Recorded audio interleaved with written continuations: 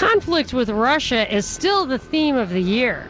But is it all based on one big fat lie? The answer might surprise you. The Monica Perez Show starts now. This is Monica Perez, your libertarian voice on News 95.5 and AM 750 WSB every Saturday from 3 to 6. Bringing you my libertarian take on the news, the biggest stories of the week.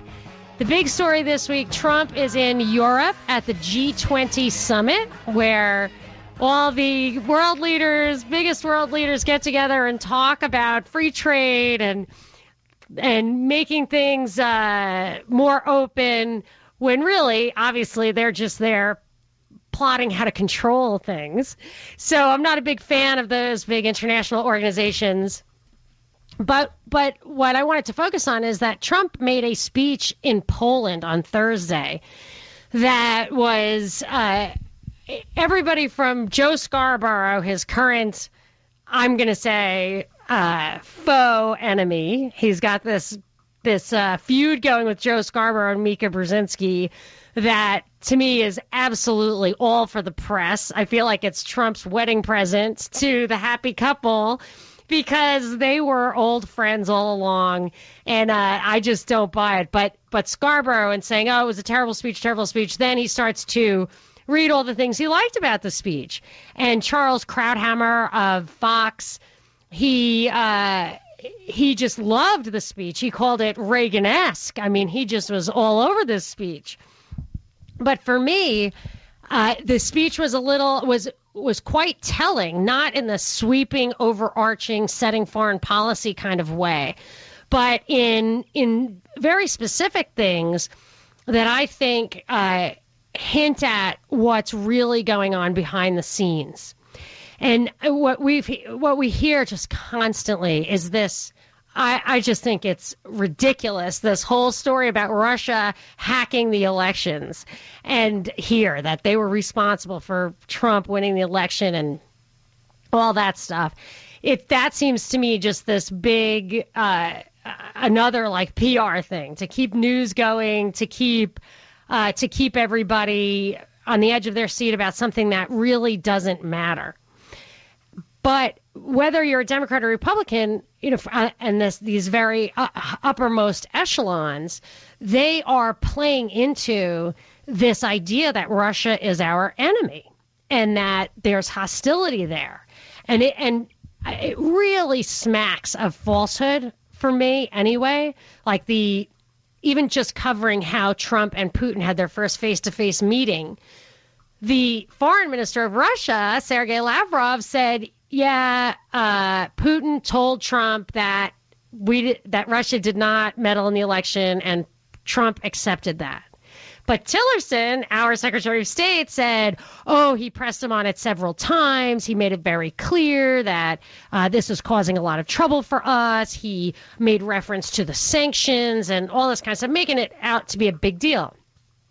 And it's like really sad for me that I actually think that Lavrov has more credibility than Tillerson at this point, mainly because I think that the Russian audience, which is who those people speak to really, have had such a long history of propaganda that that their standards are a little higher, whereas we're so innocent that we're just like, well, Secretary of State would never lie. But I think that a lot of this is just kind of a show. A lot of it's a show.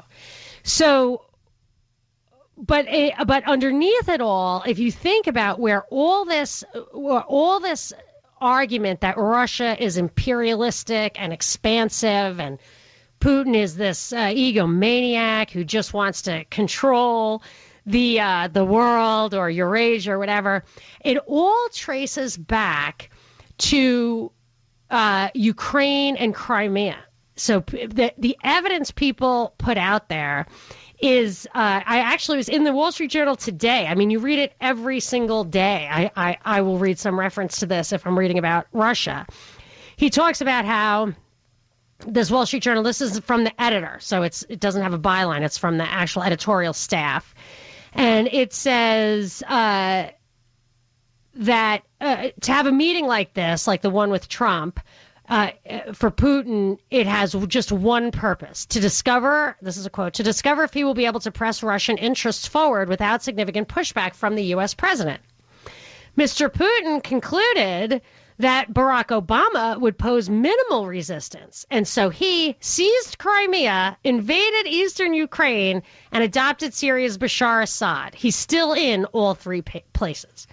So note this guy said that Putin, this is his prime evidence that Putin's a bad guy, is that he seized Crimea and then entered eastern Ukraine. And Trump played right into that meme in his speech. Now, I can prove that that is not true. I can prove that the Ukraine was destabilized by the U.S. on purpose, that we led a coup to overthrow the democratically elected president of Ukraine, and that it was all about who gets to supply Europe with gas. So that's what I think is really the underlying thing. But Trump plays into the basic fundamental Russia is our enemy meme. And that to me is a tell that he is actually just as much a servant or a puppet or a witting or unwitting of the military-industrial complex that's out there to affect geopolitics for their own interests, whether it's energy or defense or finance. Those are the big three. I think that's what this is all about, and I think that all of those things were revealed in Trump's speech. So I'm going to play a few clips from Trump's speech. Let's start with this. This one addresses Ukraine. Let's start with clip 10. DeMarco, if you could play clip 10. We urge Russia to cease its destabilizing activities in Ukraine and elsewhere, and its support for hostile regimes, including Syria and Iran, and to instead join the community of responsible nations in our fight against common enemies and in defense of civilization itself. To me, that's it's just absolutely false. We were the one who destabilized this country, and it wasn't for these grand ideas of civilization and the pursuit of freedom. It was 100% for the money powers. Now, I don't know if Trump knows that, but for me, I would never fall for it because so he's over there making deals for liquefied natural gas, for selling defensive weapons to Poland. You know, he's playing into these things. And, of course, those things lead to debt, which, you know, the big three of the military-industrial complex that I think finance, energy, and defense, they all get the benefit from this, from what he's doing. So I don't know if he knows for sure. But for me, I would never fall for that kind of thing because I have respect for the sovereignty of other countries, for them to make deals with each other, even Crimea. People don't realize this. I think it was something like, I have the stat somewhere, 85% of the adults in Crimea voted to secede from the Ukraine after we destabilized it. 85% voted and 95% of the vote came out in favor of joining Russia. So he didn't annex it. He didn't seize it. But even if he did, I still don't feel like we need to police the world. So let's start the conversation. I have a lot of clips. I just delivered a lot of big picture stuff, and I'm going to back it all up as the show progresses. But what do you think? 404-872-0750, 1-800-WSB Talk, or you can tweet at me at Monica Perez Show. My producer, Binkley, is here. Binkley, how you doing, Binkley? Just happy not to be sitting in traffic. Oh, my gosh. Like, that just persists. Yesterday in Buckhead, that crazy, they closed Cobb Parkway. We should talk about some of those local stories maybe at the bottom of the hour. But what do you have any tweets on the big picture stuff? I do. I got one from Gary. He says, whether Russia destabilized Ukraine or not, we shouldn't do anything. They didn't attack us. Why should we care what flag flies over Crimea? He has a point. Now, one might argue with that. And I think people do. I want to play. I hope we have time. Let's play. There's another clip. It's Charles Krauthammer on Fox News. And listen to this clip and tell me, get ready to call me, tell me if you agree with what Krauthammer is saying. Can I have DeMarco clip 13?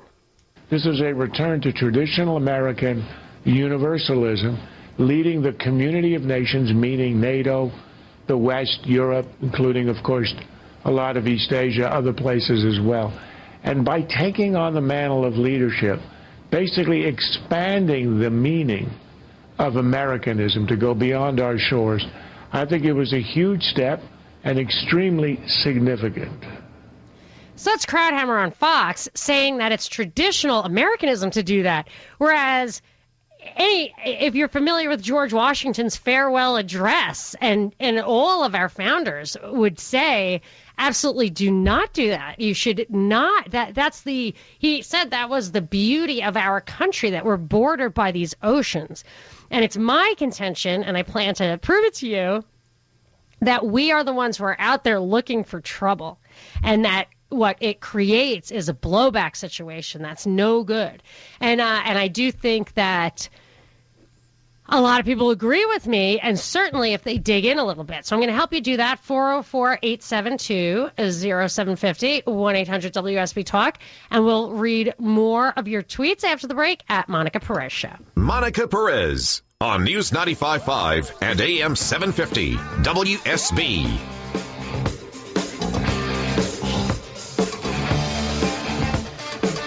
We are back. It's 86 outside the studio, a 7 on the Mellish meter. The weekend's weather is brought to you by Shoemate Heating and Air.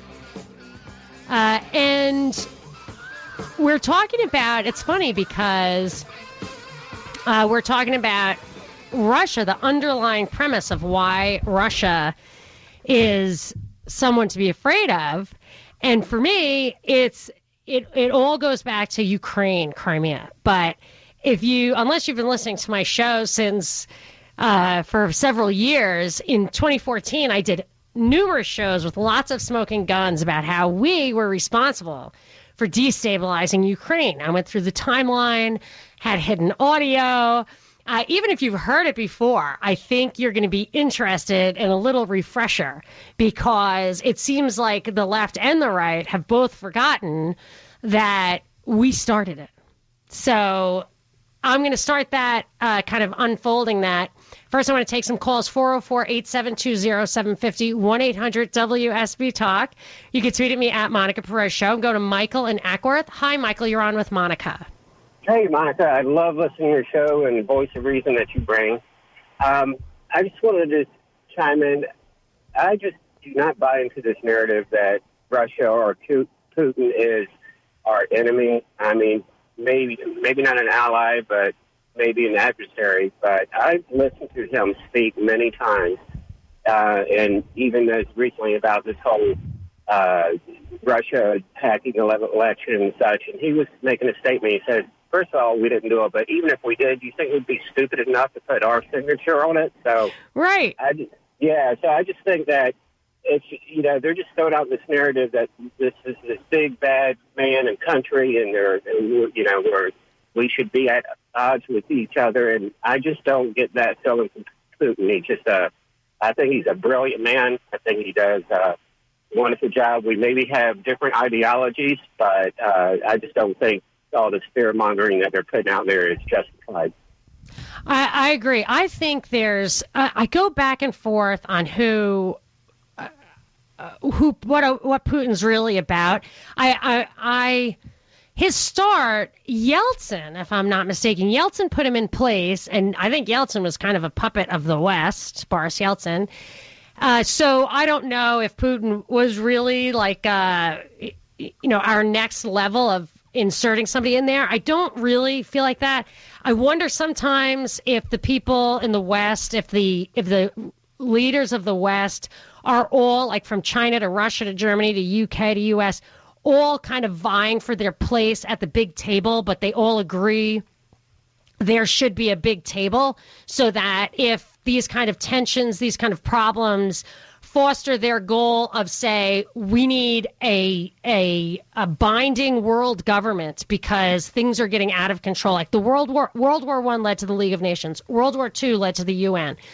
Perhaps World War III, or just the threat of World War III, will lead to what the Pope has called for the true world authority. True world authority. So I don't know if Putin is fighting against that or just fighting for his place at the table in that. Do you have an opinion on that? Yeah, I mean, I think any great nation, and Putin does periodically flex his muscle a little bit. I mean, but it's not like we don't. So, yeah, I feel like that they're just trying to make it sound like that he's this, next to a warmongering, ready to strike and pounce on us at any given moment. I just cannot buy into that narrative. I agree with that, Michael. I do. And I do wonder sometimes if you look back at the history of like World War I, like that time period when Germany was rising. So Germany was rising as what they call a regional hegemon against Britain, the British Empire, and there was real tension there, and the British did not like it. And the worst thing that could happen for the British Empire would have been for an alliance between Germany and Russia. Russia also had a lot of oil and gas resources. However, they viewed it at the time. They knew it was becoming very important. That's why they started being interested in the Middle East, which was also a big factor in World War I. So it's always been a fear of the West, if you want to call it the Anglicists, the Anglo-American establishment, to have a German-Russian alliance, to have Eastern Europe and Russia kind of join forces, and then if they could dominate that region, they would really have world power. Because as Zbigniew Brzezinski, Mika's dad, and Carter's national security advisor, as he said, that whoever controls the Eurasian continent controls the world. So it's a little difficult for, say, the British Empire, the English and American alliance, to be able to rule that. I mean, that's quite tricky. And I think if you look back at some of the history, the British wanted to make sure, kind of kneecap Germany, so Germany couldn't be the gateway for Russia into Europe. And it's the gateway of Russia into Europe that are our two hotspots right now. So you have Ukraine and Syria, both of which, so that's where our hotspots with Russia are. And by coincidence, not really coincidence, but by, as it happens to be, those are the paths of entry of Russian gas or their allies' gas up into Europe. Gas is very important into Europe.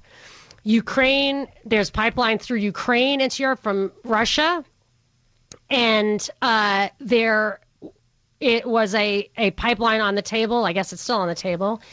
That's supposed to go up from a gas field that is shared by Qatar and Iran under the sea there. They want to take a pipeline, one of them or both of them want to take a pipeline that goes up through Syria, through Turkey, into Europe.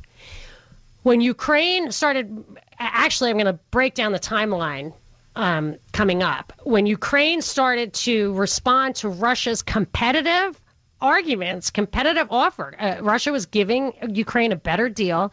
Ukraine was starting to pivot to Russia.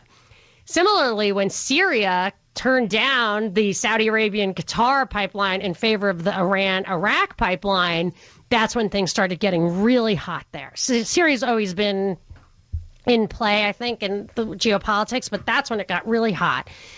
And that's where we have these conflicts with Russia. It's not about Russia's I think that narrative, that this is more about competing for power in Europe, is more consistent with the facts that we can prove, and I'll show you why I think that, about the origin of the destabilization of Ukraine plays into the narrative that it's about gas rather than it's this megalomania, as they call it, this highly egotistical, arrogant Putin who wants to reestablish the Russian Empire, the Soviet Empire. I never go for the emotional arguments anyway. I go for the who benefits arguments, the money and the power, the centers of power. The geopolitics, I think, is really ultimately about that. So I'm going to lay out the timeline for you. Coming up, take your calls, 404-872-0750, 1-800-WSB-TALK are our numbers. You can tweet at me at Monica Perez Show. And I always continue this conversation during the week. If you want to check out my Facebook, I write articles. You can get all my old podcasts and the things that we're talking about today. You can probably find all of them on my website, MonicaPerezShow.com or PropagandaReportDaily.com. And now for something completely different. Monica Perez on News 95.5 and AM 750 WSB. Voice on WSB every Saturday from 3 to 6. And we are talking about Trump's trip to Europe. His speech in Poland, I think, was very telling. He started out talking about Russia destabilizing Ukraine, which I absolutely dispute, and I'm going to tell you why.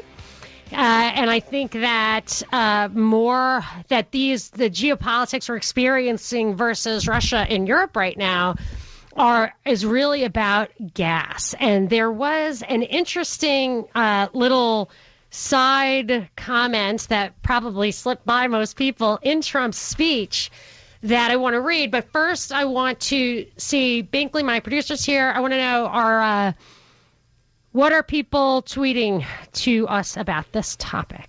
Well, we got another good one from Gary, who tweeted that Krauthammer is one of many reasons why I banned Fox News a long time ago. I'm so sick of hearing people call for American imperialism. Yes, I had played a clip earlier. I don't normally play clips of media people because I think that's kind of, I really hate that the news is about the news now. And Krauthammer's not really that much of a person as a... I know you think he looks like a tree bark. Yes. Like one of those trees that's like alive. Yes, and but scary. I don't like to make fun of people the way they look. Sorry. I'll leave that to you, buddy. But he's there, but he's, to me, is not like the media tacticians, the people who are out there delivering the propaganda that normally the media is just so shallow. But what he does, he doesn't use the tactics. The other guy softened him up. Like he was on Tucker Carlson. That's where the clip was from, Tucker Carlson. Tucker Carlson's father, I think, ran or was a very significant player in this USIA, which James Clapper, the big intelligence guy, is calling for the USIA on steroids, which was our way of influencing foreign countries, their politics and stuff. This was Tucker Carlson's father's job. So here is Krauthammer on that show this week saying to him, Tucker Carlson kind of softens up your brain, and then you get a guy like this who's going to plant the mind vitamin. And the mind vitamin was, we need to return to traditional American values of universalism and world leadership and policing the world, which is not it's a false correlation, because George Washington said we need to stop at the water's edge, which is what one of Trump's campaign speeches said. And now they're saying, I actually heard Krauthammer at one point say, we're so much safer when we extend our politics past the water's edge, which is not true, in my opinion. But and I think it's in evidence, actually. But I want to get into the Ukraine stuff, but I just want to support my point that I'd made before the break about this really being about gas. And there was another tell in Trump's speech that I think if you dig in, you'll find it. But I'm open to your comments, 404-872-0750, 1-800-WSB-TALK. You can tweet at me at Monica Perez Show. DeMarco, do we have clip 11? President Duda and I have just come from an incredibly successful meeting with the leaders participating in the 3 C's initiative. To the citizens of this great region, America is eager to expand our partnership with you. We welcome stronger ties of trade and commerce as you grow your economies. and we are committed to securing your access to alternate sources of energy so Poland and its neighbors are never again held hostage to a single supplier of energy. Now, for me, the thing that happened in Ukraine is that the democratically elected president took the better deal, which was to continue to get gas through Russia and actually take loans from Russia to support what was a struggling economy at a better rate and more money than he was going to get elsewhere. So it was a highly competitive situation before we brought a geopolitical barrier in there and overthrew their government. But what Trump was talking about, this 3 C's initiative, it's about working with all these central, I guess you would call, European countries that are kind of defined by the seas. I think it's the Baltic Sea, the Black Sea, and or is it the Balkan? I always get those two confused. And the Adriatic Sea. So it's a lot of these Warsaw Pact countries. These were the Soviet satellite countries that when George H.W. Bush negotiated with Gorbachev to release East Germany, they said, okay, just don't expand NATO into the Warsaw Pact countries. And that's exactly what Clinton immediately did. So we were highly hostile. It was supposed to be a buffer zone. It wasn't. And now here we are. But the two big projects of this 3 C's initiative are to build a big north-south highway through there to connect everything. But on the bookends, they want to put liquefied natural gas infrastructure, ports, and then build a pipeline so that these people can use gas from North America. Now, I'm a little rusty, but I used to be an analyst at a big commercial bank in the petroleum metals and mining group. And I remember doing studies on liquefied natural gas, which is like very dangerous, and you have to ship it. It would be, and I remember when this thing arose with Ukraine, it would really, just on a purely economic basis, you would much rather have it'd be much cheaper to have a natural gas pipeline from a nearby gas field than it is to ship liquefied natural gas across the ocean. You really have to have some regulatory barriers to entry, whatever. But once the infrastructure is built, then you are kind of committed to whichever one you chose. But you got to cut a good deal up front. And I feel like what's happening here is that these deals are not about Western civilization and freedom of speech and women's rights, all the stuff that was jumbled up in the speech that Trump made, but that it's about the energy domination, about money, about power, about influence, about regional hegemony, like dominance. Hegemony is like the dominance of one country over its region. I think that's what it's all about. But let's get back to how it all started in Ukraine. And I know I gave an insane amount of clips to DeMarco, so let me see if I've got the one I want. The first clip I want to play is we'll get. I think I might have to wait on that. So the big picture story is that in December 2013, Victoria Nuland, who was the Assistant Secretary of State for I guess European Affairs, I don't know what it was, but she was over there, and she was talking to Jeffrey Pyatt, who's the ambassador of Ukraine. And they basically plotted a coup to overthrow the legitimately, democratically elected government of Ukraine. But first, they tried to use kind of diplomatic means. So in December 2013, Victoria Nuland comes back. She goes to the National Press Club or something. She says she just got off a plane from Ukraine. And in the backdrop, if you look at this, I just posted the video on Twitter at Monica Perez Show.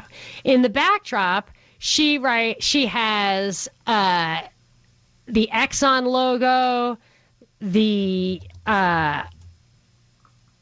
Chevron logo. It's so funny. And then she talks about how that the U.S. had just spent $5 billion trying to influence Ukraine to pivot west instead of east. This was this is how it really works. This is how it really works.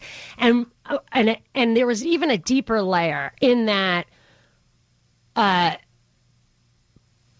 Pando reported. Pando is a website that did some reporting on an Intercept article. So if you know Glenn Greenwald, he is kind of Edward Snowden's mouthpiece. He was the interviewer who came out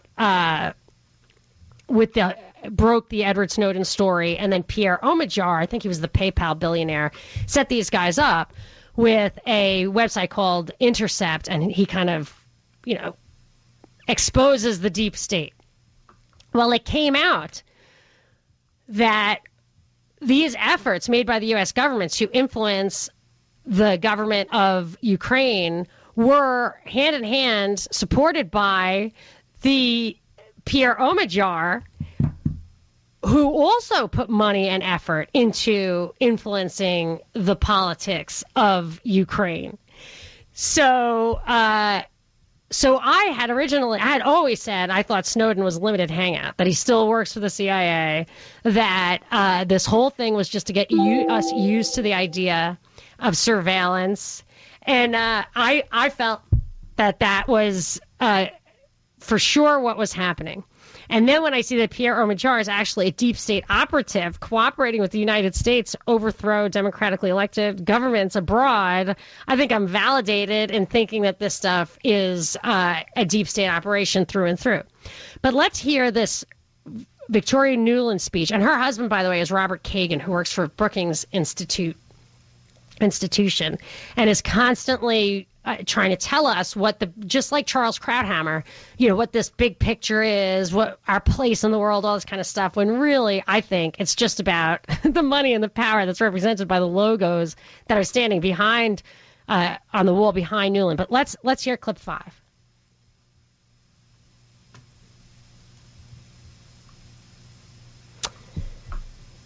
So no clip 5? That's totally fine. Okay. So anyway, she just goes through saying how they want Europe to have a democratic future, and in the end, they end up overthrowing the legitimate government. So maybe we'll skip that, and I will take a quick break, and then after that, get to the actual. When this didn't work, when their $5 billion did not work, they decide they've got to take this guy out. That is coming up. 404-872-0750, 1-800-WSB Talk. You can tweet at me at Monica Perez Show. Monica Perez on News 95.5 and AM 750 WSB. It is going to be 88 as a high today, 70 low overnight. Weekend weather is brought to you by Shoemate Heating and Air.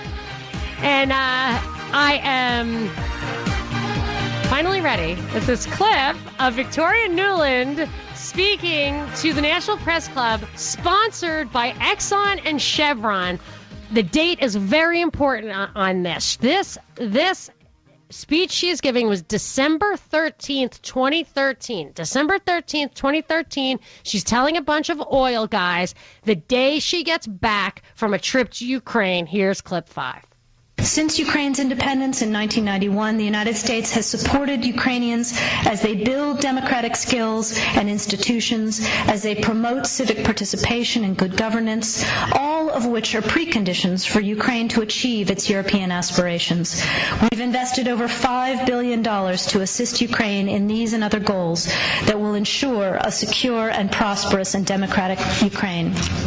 Today, there are senior officials in the Ukrainian government, in the business community, as well as in the opposition, civil society, and the religious community who believe in this democratic and European future for their country. And they've been working hard to move their country and their president in the right direction. We urge the government, we urge the president to listen to these voices, to listen to the Ukrainian people, to listen to the Euromaidan, and take Ukraine forward. The support of the people in this room is absolutely essential. We thank you for all you are doing. We thank you for your partnership all these years, and we look forward to continuing to stand shoulder to shoulder with you as we take Ukraine into the future that it deserves. So this is before there was any problem in Ukraine, that any political crisis. There was a democratically elected government, and she's saying how the United States is spending money, working hand in hand with business leaders, churches, civil society. I hate that expression. And that these people, she's got two logos behind her, Exxon and Chevron. So I don't know who else is in the room, but the people in that room were working hand in hand with her. And as I said before the break, Pierre Omidyar, who I'm almost positive is the PayPal billionaire, he is supposed to be Snowden's sponsor, Glenn Greenwald's sponsor. He paid for The Intercept, all this stuff that gives us all this deep state information.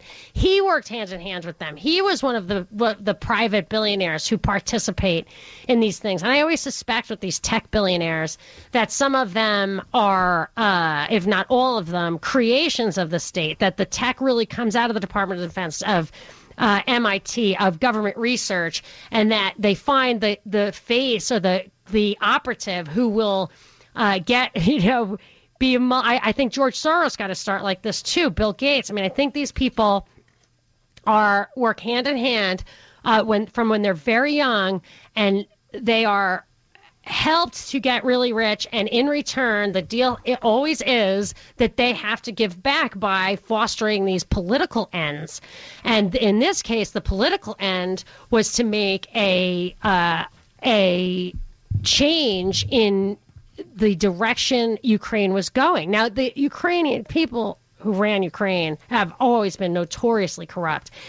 And this guy who was overthrown, Yanukovych, took refuge in Russia. And Putin said, this guy's totally corrupt. He didn't even follow my advice. I don't want him here, but I'm not sending him back there because they're going to charge him with murder, a murder he did not commit. So I'm not saying these guys are good guys, but they most certainly are. But what Yanukovych had been doing in negotiating with Russia against the EU was taking the better deal. So that's where it stands. And then I want to continue to draw out the story. Binkley, let's hear a few tweets. First, let me throw out the number 404-872-0750, 1-800-WSB Talk. You can tweet at me at Monica Perez Show. What are people tweeting? Daniel tweets that, too bad there are only a rare few like you who are willing to tell the truth about the Russian narrative. Even the GOP goes along with it. Maddening. I know. I mean, that's something that is a tell to me. That they, when Lavrov came out and said, yeah, Putin told Trump, we had nothing to do with that, and I'm sure Trump and Tillerson will support that. This is what Lavrov said, because there's never been a shred of evidence. So, of course, these guys are going to support me. And then Tillerson comes out and says, oh, Trump did some saber rattling, and he told them enough is enough. But it was funny because Ginny, our tweet, tweeted a while back that she was just waiting for Trump or Tillerson or whatever to say something that basically stipulated, yes, there was Russian interference. And they are, even though I believe that, was it the New York Times, actually retracted the stuff about 17 intelligence agencies, all, so nobody ever talks about the retraction. They still talk about as if, that's why I wanted to go back to this thing about Crimea and Ukraine. because they always refer to these things as like touchstones. I think we've talked about it on Propaganda Report, the podcast we do on our propagandareportdaily.com, about how they'll just set up this symbol and then just use that as a touchstone for emotions, for a narrative, and no one ever goes back and questions the assumptions of whether that touchstone really says what we're being told it says. And that's a Bernays thing, right? Yeah, totally. The touchstone here, I think, for people is Russia invaded a sovereign nation and just took it over. Right, but that isn't what happened at all. Right. Because it was a democratically elected country that we actually went in and orchestrated a regime change coup. And just like we did in Egypt, the exact same thing. It was, you don't like the guy, but he was democratically elected. After they do the coup, then they charge the guy with murder so that they can do away with him. I mean, that's what happened to Yanukovych, too. So let's continue to draw that out. Maybe put some meat on the bones. 404-872-0750, 1-800-WSB-TALK. You can tweet at me at Monica Perez Show. This is your last chance. After this, there is no turning back. You take the blue pill. The story ends. You wake up in your bed and believe whatever you want to believe. You take the red pill. You stay in Wonderland. And I show you how deep the rabbit hole goes. This is Monica Perez, your libertarian voice on News 95.5 and AM 750 WSB every Saturday from 3 to 6, talking about the biggest stories of the week from my libertarian perspective. And as a libertarian, I don't believe in interfering in other countries. When you take my libertarian views to the extreme, I'm what they call an anarcho-capitalist. I actually think that society is self-ordering, and the modern state, which uses coercion as a coercive monopoly on the use of force, that we have an actual conflict of interest with them, that they use the state to take away our rights to self-defense in order to justify violence that they use to impart privilege to cronies. So in the extreme, I think the individual is sovereign. But in the interim, as I try to kick the can down the road for my descendants, I try to do things like defend the Bill of Rights, recognize that we have no right to violate the sovereignty of other nations. This idea of American exceptionalism, people often think, they confuse it. They think it means the American experiment or what's extraordinary about the American experiment, this idea of the sovereign citizen. But actually, the way it is used and its origin is, Charles Krauthammer, who's a big proponent of American exceptionalism, was talking about it on Tucker Carlson this week. American exceptionalism is about America having an exception to the law of nations. It's about America not having to respect the sovereignty of others because we are the world leader. And that's a dangerous concept and a concept I disagree with. But we do it, and we do it not just by leading by example, but we do it behind the scenes. We do it in ways that even we would recognize to be illegal. And that is how this whole problem with Ukraine started in the first place, was that the president of Ukraine was acting in the interest of its country by cutting a deal with Russia better than the deal it was getting with the EU. And our operatives wanted to, that was unacceptable to us, even beyond whether it was acceptable or not to the EU. That's how much we control this situation. And I've got some smoking guns to prove that. I was talking about it before, and I mentioned how I played a clip of how Victoria Nuland, the Secretary of State or Undersecretary of State for European and Eurasian Affairs, in December 2013 was speaking to an audience which was sponsored by Exxon and Chevron, and she was talking about how much money she and the U.S., $5 billion the U.S. spent on trying to influence the government of Ukraine.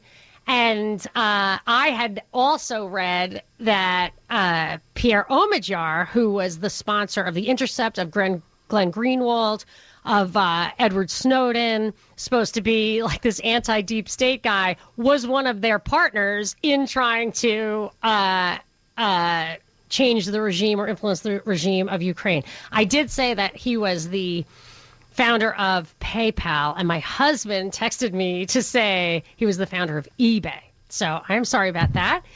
Thank you for the correction. I absolutely love being corrected. I don't like being wrong, but there's second best thing to being right is being corrected. So I appreciate that. Thank you. So I want to show you just how Machiavellian these people are with the clips that I have. And I want to get your response and get some tweets. 404-872-0750, 1-800-WSB-TALK. You can tweet at me at Monica Perez Show. Binkley, my producer, here. Do you have some tweets that make sense in this conversation? Yes, ma'am, I do. I have one from Calvin. He says, I'm split on stopping our agenda at the water's edge. While we should be more home-focused, we always need to keep an eye out overseas because tyrant empires can overtake the world. That's interesting, and I understand that idea. I know we often get the story, if we don't, China and Russia will. But I personally think two things. One is that stable law, respect for private property, which I think by extension you could say is the origin of this national sovereignty thing. I'm not a collectivist. I don't think of government as owning any property, but let's just say respect for boundaries. I think that our dominance in the 19th century was so complete, or it was so clear that our growth, the power of liberty was palpable. You could taste it, touch it, that when these plots started to hatch about kind of world government, from Rockefeller to Rhodes to Rothschild, these guys saw that you couldn't have world government with such a dominant country like the United States, that you had to slow down the United States and build up these other countries that didn't have the benefit of capitalism. So what they did, and you can find this in the literature, they attempted to kind of slow down the industrialization of the West and increase the industrialization and even the defense and stuff of the East. So you see, there's Major Jordan's Diaries as one book that talks about giving military secrets to the Russians. There's some stuff that James Corbett did on China about Rockefeller getting tech and military stuff over to the Chinese. And Servando Gonzalez wrote a book about how Cuba was the testing ground for deindustrializing a nation, that this is a big plot. So my point is just, if we were the shining city on the hill, if we led by example of truly free trade, of free flow of capital, of this kind of goodwill that we were actually, I had a caller once telling me, who's North African guy, who said back in the day, decades ago, maybe around the time of JFK when it all started to really change, they looked to America as being the kind of anti-colonial, anti-communist, freedom capitalist. They looked to it as an example, as an opening for the world to be a better place, a place of opportunity. And we changed that. Like, I think with the death of JFK, we kind of decided to go control the world geopolitical. We do not provide the example that would change that. I do not think that this is driven by Russia and China. I do not think that there's going to be a power void, because we would always be so much richer. And then by extension, we spend half of the money in the world, the defense money in the world. So where is all the innovation coming from? It's coming from us. So if we don't, I have long thought, if you're going to respect, a government, I am an anarcho-capitalist on the 1,000-year plan, but in the meanwhile, if I were a minarchist, a limited government person, I would say that the only true legitimate function of the federal government is national defense. So if somebody is going to contract with us to create these mega weapons, these weapons that keep everybody else at bay without our actually interfering in their politics, which we could do with half the defense budget of the world, it is by definition, if it's used even remotely efficiently, that concentration, you could be purely defensive without actually going out and messing with other countries. That those defense contractors should never sell any weapons to a foreign country. That imagine how the world would be. I think Russia's defense budget is like a tenth of ours. Imagine how safe the world would be if all of the technology we ever invented were purely in our hands and we never gave it to anybody, allies or anything. Now, but we don't. We go out there and our politicians peddle this stuff to other countries for the benefit of these private organizations. So that was one of the things that I noticed about Trump's speech in Poland this week. If we have, I would love to play clip 12. Clip 12 is about Trump last week or a couple of weeks ago when he went to Saudi Arabia. The big news was that he cut all sorts of deals to sell them weapons. And now here's what he's happy about in Poland. Clip 12. Words are easy, but actions are what matters. And for its own protection, and you know this, everybody knows this, everybody has to know this, Europe must do more. Europe must demonstrate that it believes in its future by investing its money to secure that future. That is why we applaud Poland for its decision to move forward this week on acquiring from the United States the battle-tested Patriot air and missile defense system, the best anywhere in the world. That is also why we salute the Polish people for being one of the NATO countries that has actually achieved the benchmark for investment in our common defense. Thank you. Thank you, Poland. I must tell you, the example you set is truly magnificent, and we applaud Poland. Thank you. So you look at that, I mean, that's an ad for buying weapons, and we pressure them to buy weapons. Meanwhile, we are spending half the money on defense in the whole world. Like, I can't think of, it's antagonistic. It might actually foster a hot war, which the defense companies absolutely love, like a real war, shooting war. Or you can just create an arms race. They love that, too. That creates debt. I mean, this, to me, can be looked at from a totally different perspective than we need to defend ourselves. You know, I feel like this might be cronyistic. It might be belligerent. But still, I appreciate that. I think that we can stop at the water's edge, especially with 50% of the defense dollars in the whole world.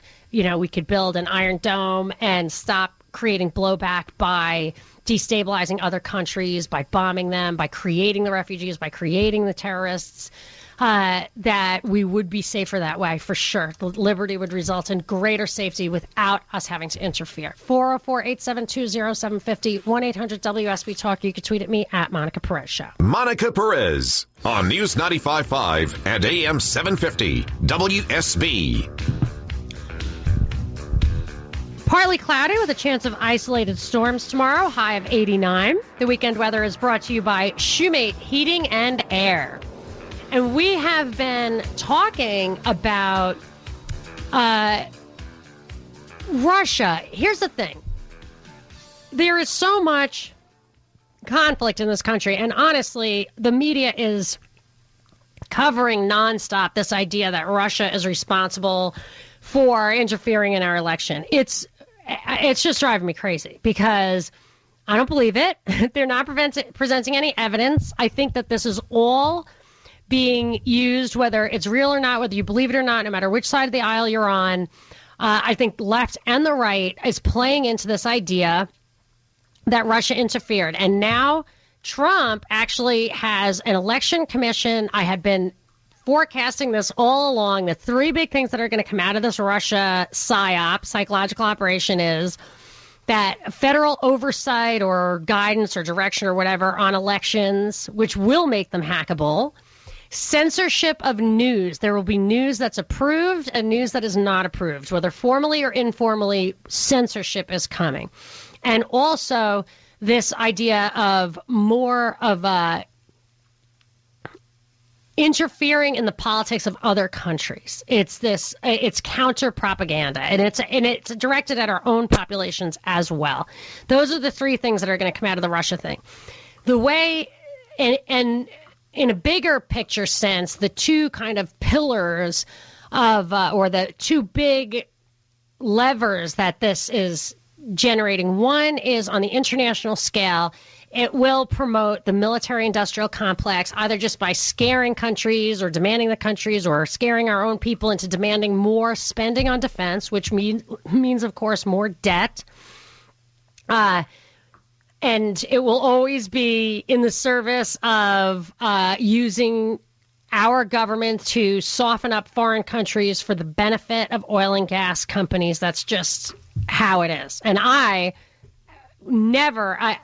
used to really buy into this idea that the left was just totally anti-business, and they accuse, they just hate corporations, and that's why they're always down on oil and gas. They do act like that. I mean, they don't make the real argument, which is our government should not be in the service of corporations. Let the corporations do whatever they want. If transnational corporations are the organic, economic, efficient answer, and they emerge like that, that's fine. But if they need the subsidies of our foreign policy, of our bombs and stuff, to force other countries to cooperate, like Ukraine cut a deal with Russia. And then we overthrew the government of Ukraine, I'm telling you. So that's the part that... So that the military-industrial complex, the outward-looking thing is one thing, but the inward thing is the civil unrest at home, because that civil unrest, that conflict, creates a buy-in by the people for government. So if you can get people rioting, if you can get people killing cops, or I don't even want to let those words out of my mouth. Hopefully it's not even really happening. But if you can get people scared enough, you will have a more buy-in for the federal government or the local, whatever, just bigger government. So let's see how the Russian meme, this Russian idea. So I'm talking about Ukraine because the foundation of everybody's argument rests on Russia invaded Ukraine and annexed Crimea. That's like the touchstone for everyone. How do you prove that this is really Russia's fault? How do you prove that they're aggressive and expansionist? You prove it by because this is what Putin did. And I'm going to, at the bottom of the hour, I'll play more of the clips that debunk that. But let's see how it's being used by the rabble-rousers here. This is Keith Olbermann. I want to play, it's the Olbermann clip. Let's hear it, DeMarco. Thank you. I have sat at this desk for 130 commentaries and begged that this be understood for what it is. Our willingness to abide the control of this country by Donald Trump and the mercenary gang with which he has surrounded himself was and is and will be in reality our willingness to abide the control of this country by another country. We are at this moment in a position akin to where our founding fathers were, literally under the control of the leaders of a foreign power who have placed at the head of the legal and military forces of this continent a man who is beholden not to us but to them. They, the Russians, may be ruling us, their satellite, the province, formerly known as the United States of America, by active means we know little of. So this is Olbermann's way of justifying a bloody revolution against the democratically elected president of this country, because he's saying it wasn't. I have no faith in the integrity of the elections. However, this idea that Russia controlled the election, I also have no faith in. But for him to liken that we are being occupied by Russia the way we were a British colony. Like it was on the books that way. It's just crazy. But this is what he's doing to appeal to the emotions of people, to get them to riot, to get them to not respect the election results so that they can overthrow the government, or try to, and feel like they have moral ground. Now, there would be moral ground for overthrowing the government, but that's not it. 404-872-0750, 1-800-WSB-TALK. You can tweet at me at Monica Perez Show. Maybe it's something really cool that I don't even know about. Monica Perez on News 95.5 and AM 750 WSB. I am the Libertarian Voice on WSB, Saturdays from 3 to 6, trying to give you the libertarian perspective on News of the Week. Sometimes I just end up down the rabbit hole because when you're not blinded by the left-right paradigm, sometimes you realize the official narrative does not make sense. And the official narrative that Russia is on this expansionist jag trying to restack the USSR, I don't. Putin is not my hero. I think that people do. They always want to have, either a hero or a villain. I saw Pat Buchanan wrote an article. My mom talks like this. People are like, that Putin is a statesman. I respect him. Maybe, maybe not. I don't know. He definitely plays into some ISIS narratives and things like that, which I think are false for his own purposes. I don't know what they are. I don't understand it. But I know that our powers that be are using this idea that Russia is an aggressor to get us to do things we would not otherwise do. It's the Rahm Emanuel doctrine. And two of the things it's doing is creating all this unrest at home. That's what people are using to get the left mad at Trump. Now, my response would be, what we want is to restore the Bill of Rights, the 10th Amendment that brings the power back to the states. Don't use fear tactics to take away due process, the Fourth Amendment right to, a specific warrant for a search, the free speech, free association, all the things that are in the Bill of Rights that we don't hear the left or the right in any significant way talking about. So if you want to rebel against this government, I'm all for it, but do it to at the very least, to restore the freedoms guaranteed us by the Bill of Rights and the limited powers of the Constitution, restore Congress's place to declare war. Do it for those reasons, or get even more than that. I actually thought the Articles of Confederation were better because they didn't allow the federal government to tax, and to tax is to kill. That's what tax is, to destroy.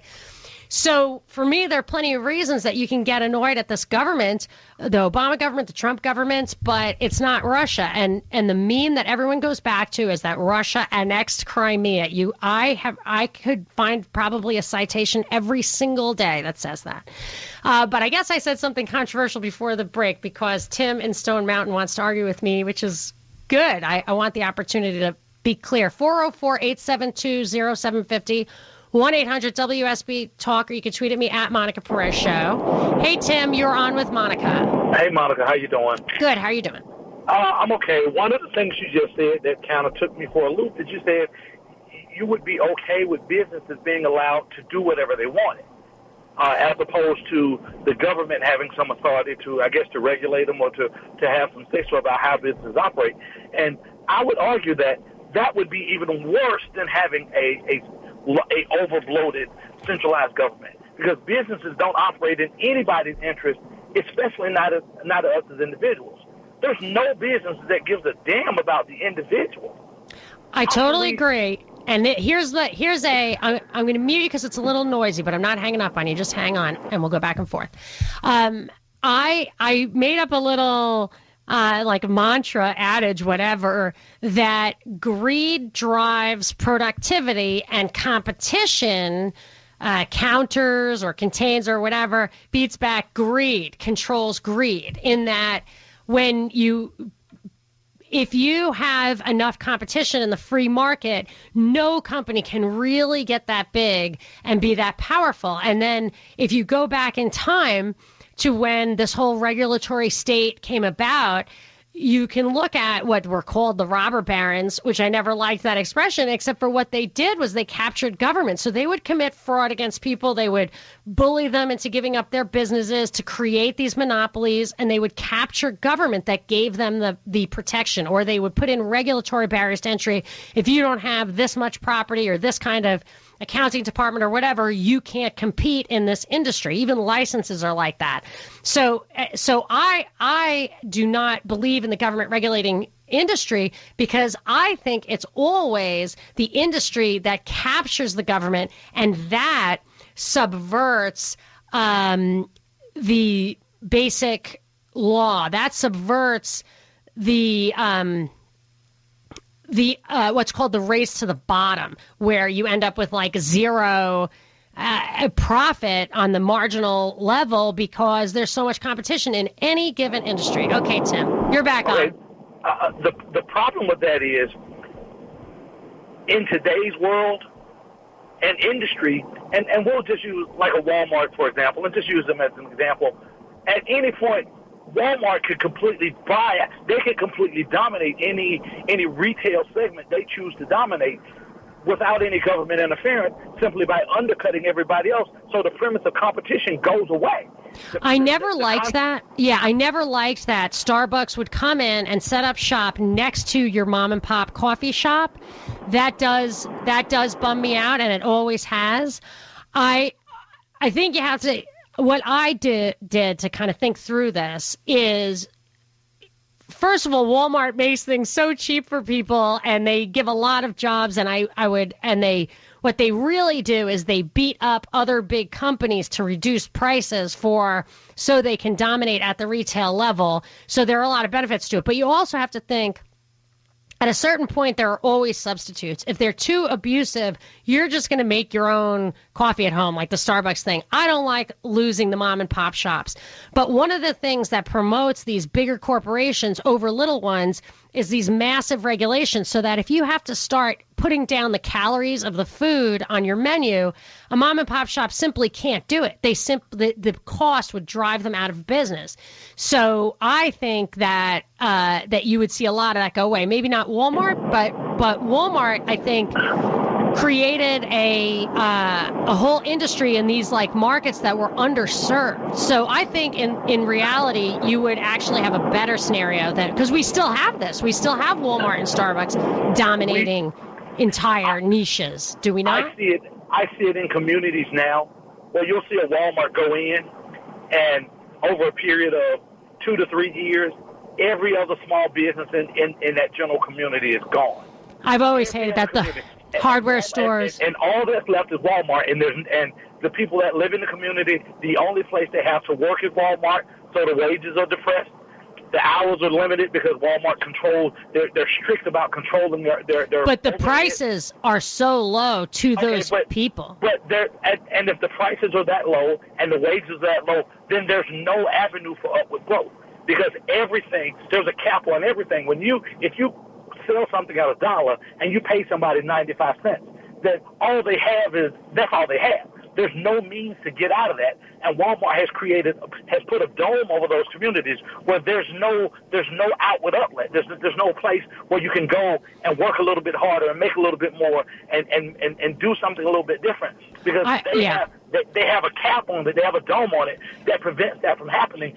Yes, I think you have to think a little more broadly than that, in that you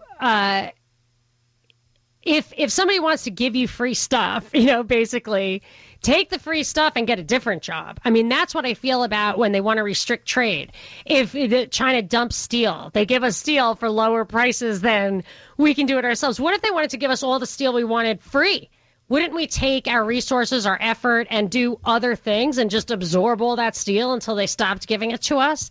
I feel like there's that there are substitutes. You always have to think of the alternatives and maybe make that bubble a little bigger. But if Walmart has the capacity, or whomever has the capacity to dominate at whatever industry they choose, then where else can you go? You can't go. Small businesses drive this country, and if you eliminate the ability for a small business to be in play, just if you economically squeeze them out, then there is no small business. But I don't think it's economic squeezing. I think it's policy squeezing. I think that you can't, McDonald's doesn't have a lot of competition because you're not allowed to just put a burger stand on the corner anymore. You have to go through a lot of hoops, licensing and health and safety.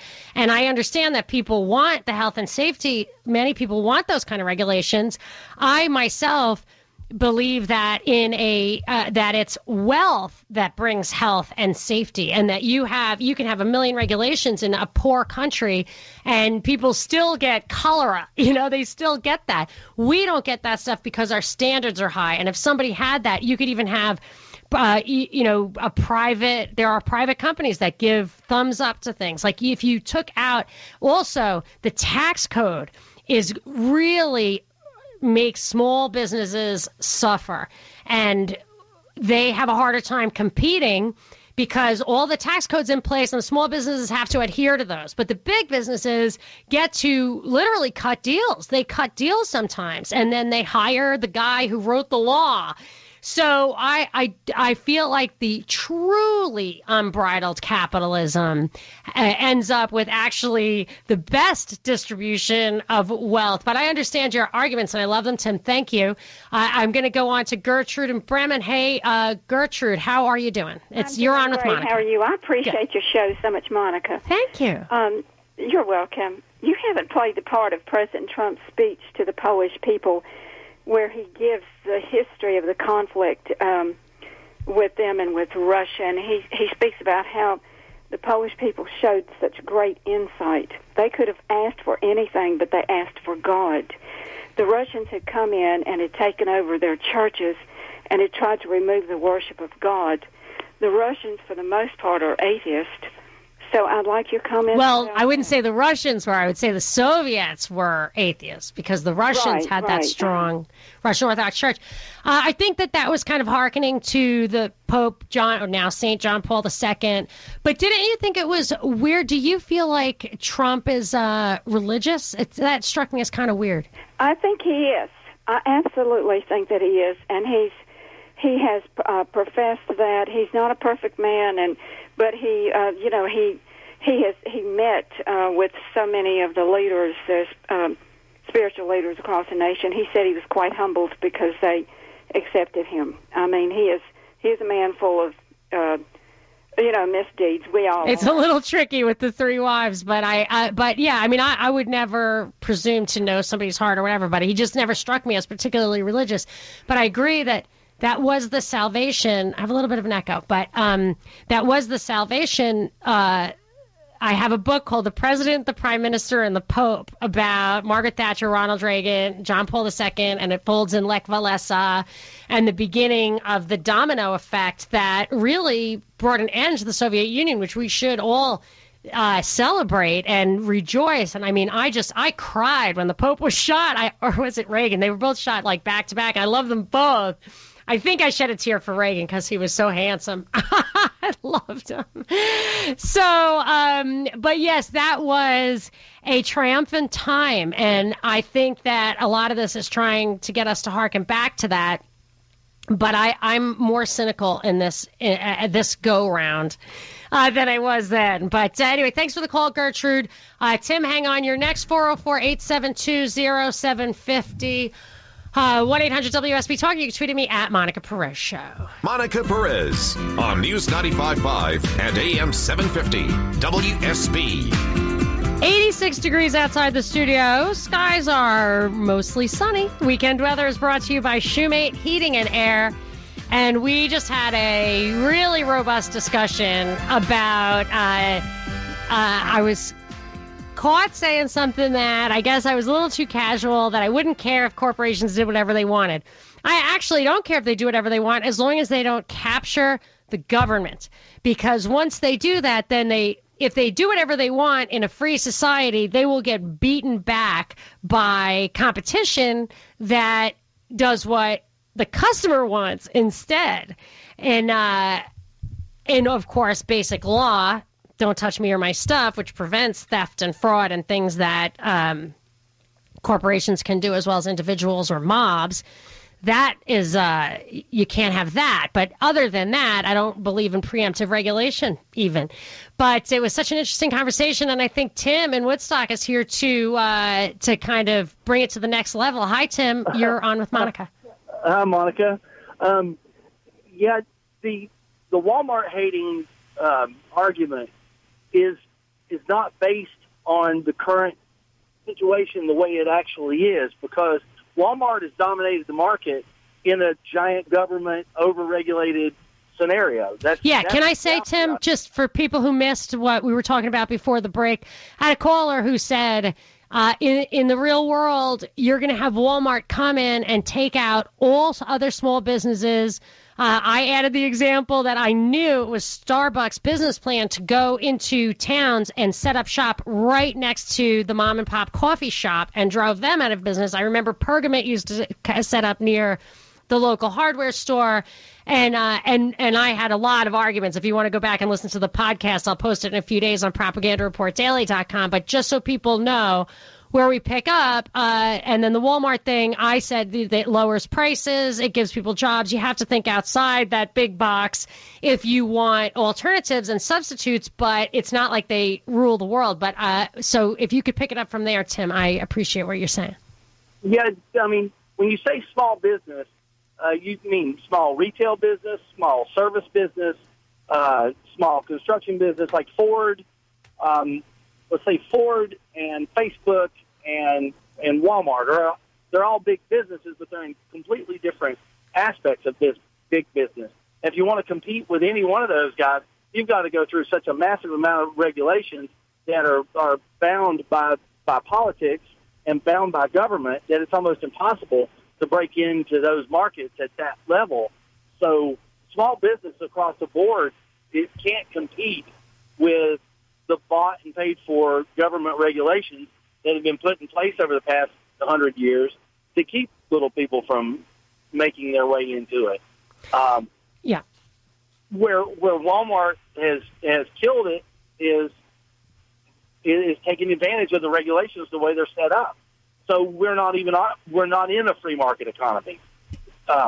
We don't operate in a fair and balanced economy, and it's not set up to where it's fair. The people that are paying off the government are the ones that are getting the advantages, and it's everywhere. They pay off the EPA. I read a book. The FDA. They pay off the Energy Department. It's everywhere. So like the corporations are the clients of the regulators, and sometimes even call them that. Like I think at the FDA, if I recall correctly, there was a time, maybe it's still true, where they called the drug companies the client, which is absolutely not true. But I want to recommend, Tim, don't go away. I want to recommend a very short book. I actually have a review of it on my website, MonicaPerezShow.com, called Our Enemy, the State by Albert J. Nock. It's a tiny little book. You could probably get a PDF free if you just Google for it.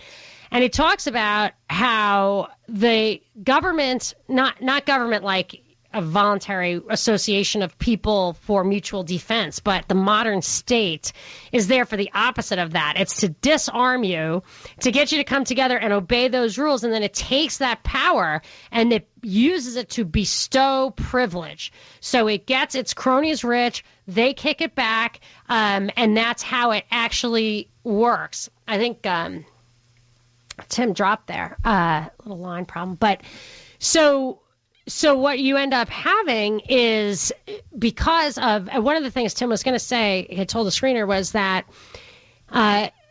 Amazon is now competing with Walmart.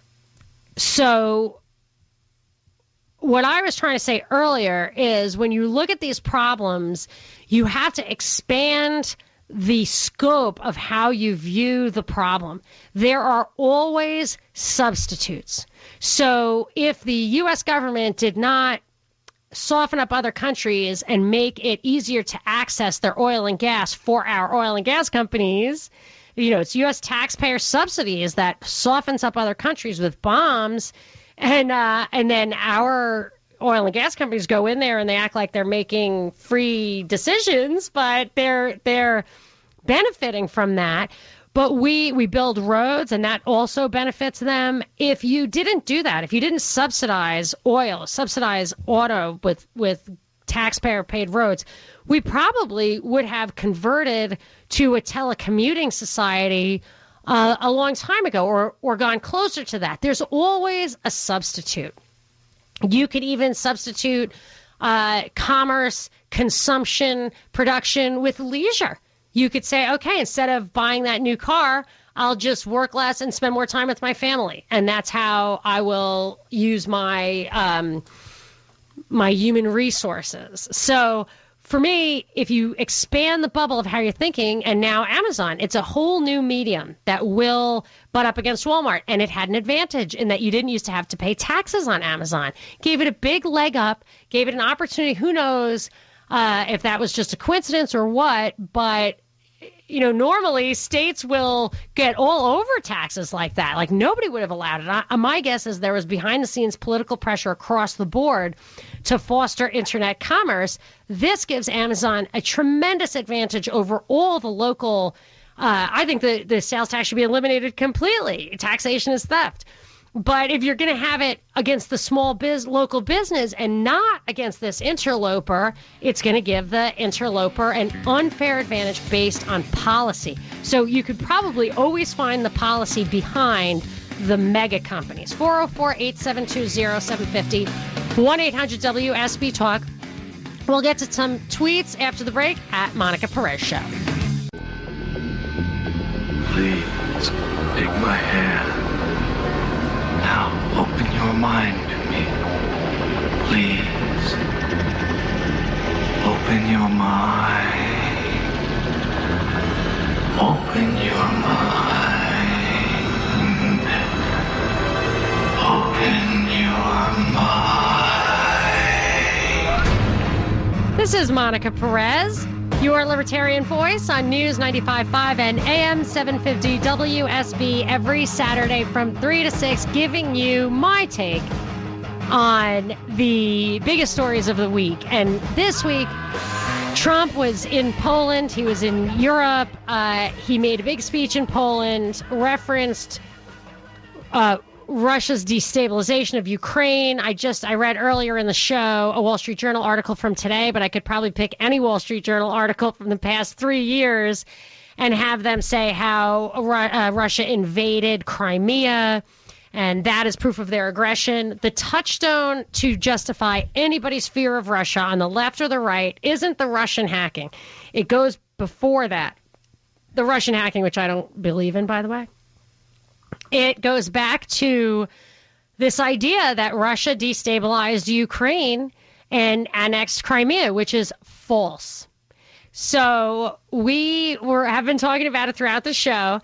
And here, finally, I'm going to give you the smoking guns. I want to give you a little bit of timeline first so you understand where this is coming from. Earlier in the show, I played a clip. If you missed any of this, you can check out the podcast on propagandareportdaily.com. Earlier in the show, I played a clip from December 13th, 2013 of Assistant Secretary of State Victoria Nuland. She had just gotten off the plane from Ukraine. She was speaking to a room, the National Press, Club, and the two logos behind her, one was Exxon and one was Chevron. And she said, the U.S. government spent $5 billion, along with our partners like you, in trying to influence the president of Ukraine to go our way, to turn towards Europe. Well, on December 18th, so right after that, Yanukovych, the democratically elected president of Ukraine, announced that he was going with Russia. Russia gave him a better deal. He gave him bonds. He gave him what he needed for his country, which was in dire straits because Yanukovych was not a good president, and they do not have they have a lot of corruption there. I'm not defending them, but he made the right choice for Ukraine to turn towards Russia, and that triggered Nuland. The EU was willing to take it slow, but Nuland said, nuh-uh. She wanted regime change. She wanted to get rid of that guy. She wanted to put her own guys in. And she started plotting that in this, what is a leaked phone call from January 28th, 2014. So you had her, I think we're going to get this guy, December 13th. Then he comes out and says, nope, I'm going with Russia, December 18th. January 28th, here is a call. Now, who leaked it? Probably Russia, but the proof is in the pudding. This is Victoria Nuland, the Assistant Secretary of State of the U.S., plotting with the U.S. Ambassador to Ukraine, Jeffrey Pyatt, on replacing the government of Ukraine, which was not under pressure at this time. So when you hear about the revolution, when you hear about the uprising in the Maidan, that was after this. So let's get into these clips. Let's start with clip 1. I think Yats is the guy who's got the economic experience, the governing experience. He's the guy, what he needs is Klitsch and Tony Book on the outside. He needs to be talking to them 4 times a week. I just think Klitsch going in, he's going to be at that level working for Yatsenyuk. It's just not going to work. Okay. So she is talking about who she is going to install in front of the cameras and behind the scenes in Ukraine. Binkley, my producer, he cut these clips. What were you? Was this news to you, or is this not even interesting to you as like a normal person? Is it interesting because of the way this Russia thing plays out in the U.S. right now? It's absolutely interesting to me because that's the whole reason people are wearing pink hats and marching up and down the street. Right. And when I first heard this, she says it in such a matter-of-fact, this is just how we operate all the time manner. Yeah. It's so arrogant. And here's the thing. Yats, her buddy Yats, was, despite this, installed as the prime minister for 2 years in Ukraine right after the overthrow. Yats was the guy they put in. Klitsch is Klitschko. He's a world-famous boxer. I think he retired as heavyweight belt to go into politics in Ukraine. He then, right after this, shortly after, became the mayor of Kiev, which he still is. Tony Book, who she's talking about, that guy is a Nazi. Like literally a neo-Nazi. Yes, he was the head of the Socialist Nationalist Party in Ukraine. He is, when people talk about the Nazis in Ukraine, they're talking about this guy and his crowd, obviously. So he's behind the scenes. They're having 4 conversations a week with these guys because they control it. And it actually happened. That's what's so interesting to me. Yeah. But there's, go ahead. They're just so casually talking about how they're going to dictate what happens in this it's foreign crazy. country. And she is married to Robert Kagan, who's a very influential think tank guy at Brookings Institution.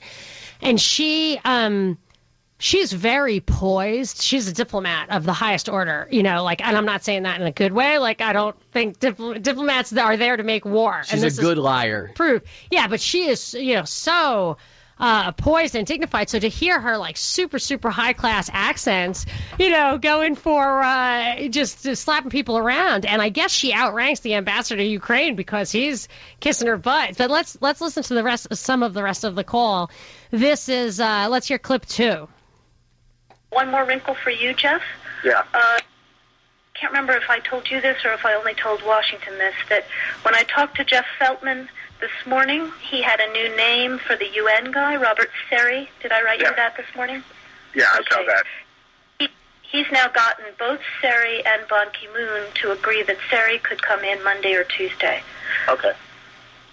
So that would be great, I think, to help glue this thing and have the UN help glue it. And, the EU. So if you'd ever heard of these clips, you probably heard that part because she used vulgarity, and that's how the mainstream media kind of whitewashed this. I had to breathe a sigh of relief, Binkley, because I'm looking at the transcript, and I'm like, oh, no. No. Don't play that. Thank you for bleeping it. So what she said, she is not only deciding who's going to be running Ukraine, she's telling the UN what to do. I mean, Feltman is a UN guy. Seri was, I think, an ambassador in Jerusalem. He got kicked out of Jerusalem at some point. I think he was an ambassador to Ukraine at the time. No, the ambassador to Ukraine was Jeffrey Pyatt. Oh, right, yeah. Jeff Feltman was, and still is, if I'm not mistaken, this Undersecretary General for Political Affairs in the UN. So at the time he worked for Ban Ki-moon. Now he works for the other guy. And then Robert Seri is just a deep state actor I'm sure he's quite interesting because there's almost nothing about him on the internet. So those guys are coming over there to help glue this thing. So that just shows, like, for anybody who looks up to the UN as like, oh, thank goodness, I don't think so. That language, glue this thing together. It's so, I mean, it reveals their intentions, in my opinion. Now the next clip, actually, the next clip is the big one. Let's do that. The next clip is where it's very clear that anything Russia does is a foreseeable, provoked reaction and nothing more. Clip 3. No, exactly. And I think we've got to do something to make it stick together, because you can be pretty sure that if it does start to gain altitude, the Russians will be working behind the scenes to try to torpedo it. As they should. They have an arm's length transaction with this guy. They're just selling gas because they have government-owned gas. I'm not or whatever, government-controlled, I don't know. I'm not in favor of governments making economic decisions like this, but, you know. How dare they try to torpedo our attempt to manipulate the countries that they're involved in? To overthrow a democratically elected government that made an economically sound decision on behalf of the people. Yeah. I mean, you know, and she's standing there with Exxon and Chevron behind her saying, we've spent $5 billion trying to get to this guy, you know, like, or I think we got him, you know. It's like, no, you didn't. And they're totally corrupt. I mean, even Putin says, like, I don't even want this guy in Russia, but I can't send him to the wolves. So do we have time? Yeah, let's do the last one. Just shows how I love this one. Oh, you love this one? Yeah. This is really shows that Newland, who is, you have to think of Robert Kagan and his family, and they are very powerful, very influential, if not directly powerful. But I would say the way she's talking, this is real power. Who's calling the shots? This one. This is clip 4. We want to try to get somebody with an international personality to come out here and help to midwife this thing. And then the other issue is some kind of outreach to Yanukovych, but we probably regroup on that tomorrow as we see how things start to fall into place. So on that piece, Jeff, when I wrote the note, Sullivan's come back to me, VFR, saying you need Biden, and I said probably tomorrow for an attaboy and to get the deeds to stick. So okay. Biden's willing. Yay! Biden's willing to help midwife this thing. Oh, and didn't Joe Biden's son go and run the oil company? I don't know. Over there? Probably. Oh, yes. I think right now they are personally profiting from this. Yeah, so she's telling Joe Biden, hey, come over here. You know, this is what I want you to do, buddy. Yeah, that term, midwife, they want to birth a new government in their likeness over there, you know? Which is just, but it's not, you know, this Olbermann was like, we are the ones who are the oppressed, you know, Russia is the evil Britain. Who looks like the colonial power here? Who looks like that? And, but it gets actually quite tragic and immoral, and deadly after this. So stay tuned. 404-872-0750, 1-800-WSB Talk. You can tweet at me at Monica Perez Show. Monica Perez on News 95.5 and AM 750 WSB. High today of 88. Tomorrow's high 89. Weekend weather is brought to you by Shoemate Heating and Air, and I have a prize pack for you. A pair of tickets to see We've Only Just Begun, Carpenters Remembered, on July 15th at Chastain Park Amphitheater. The first to call is 404-741-0750. We'll get that awesome prize pack. That's going to be good. So, Binkley, you just heard these clips that I've referred to before. Here's what we've been talking about. I know you're really deep into this kind of like a covert operator in the indivisible world, right? You keep abreast of the I've infiltrated. Pink hat. You've demonstrated? I've infiltrated. Oh, I was like, dude, you're really going into the belly of the beast. Pink hat. They're going to have pictures of you, facial recognition. Uh-oh. So, and we played a clip that you found from Keith Olbermann earlier about how they rile people up to... I've noticed this actually started with George W. Bush and the hanging Chad, which I know does sound like a like a porn star, whatever. That's in Florida, like delegitimized the Bush presidency, and then the birther issue about Obama delegitimized the Obama. Now we have foreign interference in the election as an attempt to delegitimize Trump. I actually think that if Cruz, that an essential element of Cruz, if Cruz was simply a deep state operative, a theatrical production as well, would have been the legitimacy of his Canadian birth. But I feel like the only thing that Trump's illegitimacy could possibly rest on, or at least according to the official narrative, is this idea that Russia interfered with the election. And I think the reason people find that to be plausible is Russia's recent history, which has been presented to us as infiltrating Ukraine. So the two big things in my mind are that he annexed Crimea and that he, I guess, is adopted. Oh, that's what it said in the Journal today. Adopted Assad in Syria. But Syria asked him to come in. Right. So he asked him to come in. And then with Crimea, as I mentioned earlier, if you talk about a government being the consent of the governed, or like in the Declaration of Independence, when in the course of human affairs, do I not know my the course of human events? That's because I had the Declaration of Independence right next to me on my desk. You always do. I always do. It's got tabs on it, my Constitution. So don't you tell me you have to have tabs on it? You can't just have one?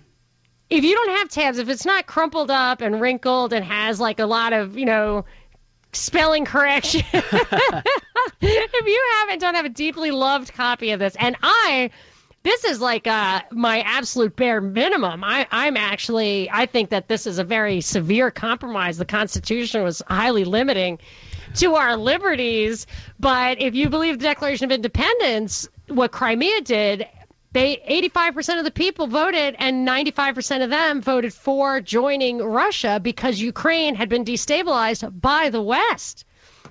So Right. Their own government, which they elected, had been overthrown. So those are the two things they used to demonize Russia. Do you think there's anything more to it? Like, why do you think people buy into this Russian idea? They buy the simple solution that satisfies what they want to believe at this point. I mean, I've heard people who I've asked, who I've said, I don't buy the whole Russian collusion thing, and their response is something like, oh, so you're on Putin's side? Putin invaded an innocent, small, sovereign nation. I'm just like, they just repeat the talking point. Right. And the one thing that is always true about this stuff, and I think Dean tweeted something earlier that kind of points to this, is it's not like we have these objective standards. That's what American exceptionalism actually means. That we hold everybody else to standards that we're an exception to. We're an exception to the law of nations, which was the foundation, by the way, of that statement about what in the course of human events. That comes almost verbatim, except for it was in French, from Vattel's Law of Nations, which was the book that the founders said they used most in crafting our foundational documents. And that guy would have accepted the Crimea situation. I actually wrote a blog post about it, which I just posted on propagandareportdaily.com, that just lays it out, that parallel between what we did and what we have. So actually, Crimea has a more legitimate consensual government because the government we consented to the extent there is any consent in our foundation, I think the Revolution, the Articles of Confederation, I buy that. The Constitution, I think, was some might say it was a coup because it was not ratified correctly. The Articles of Confederation shouldn't have been thrown out, but in any case, if we consented to that government, that's not the government we have anymore. Our government totally violates our foundational documents every single day, and there's nobody defending the Bill of Rights or any of that. So we do not consent to this government, in my mind, the one that currently exists,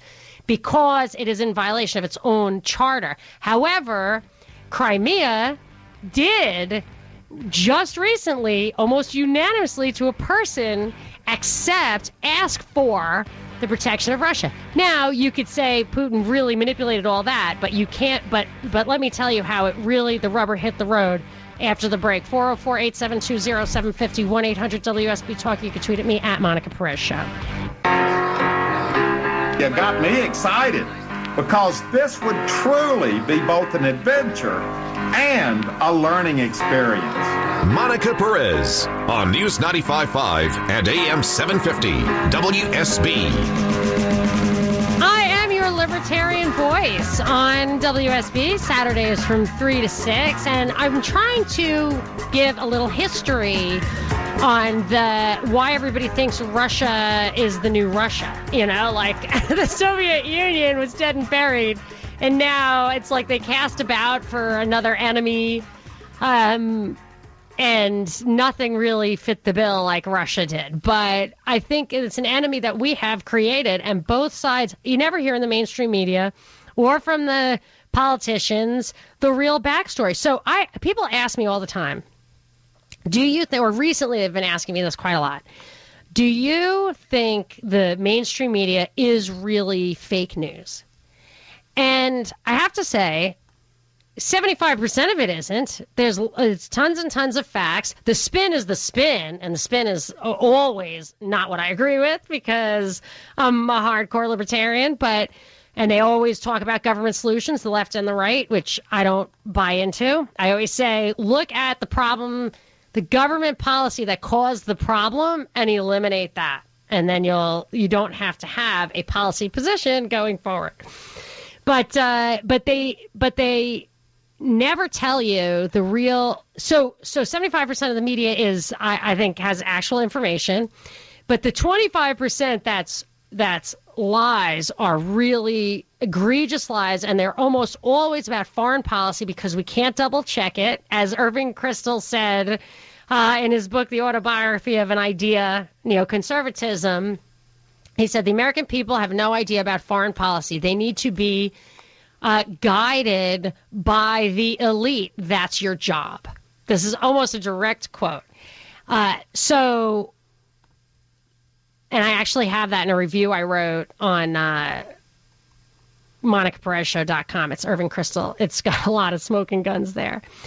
But that's the thing that really keeps the military-industrial complex going, that which Eisenhower warned us about all our money, all our effort, about killing and stealing in the name of this, for the purposes of the military-industrial complex, which I define primarily as the financial, energy, and defense industries. But then there's another tier, which is big tech, big farm, big pharma, all that stuff. But the ones that the foreign policy are designed to foster are these three.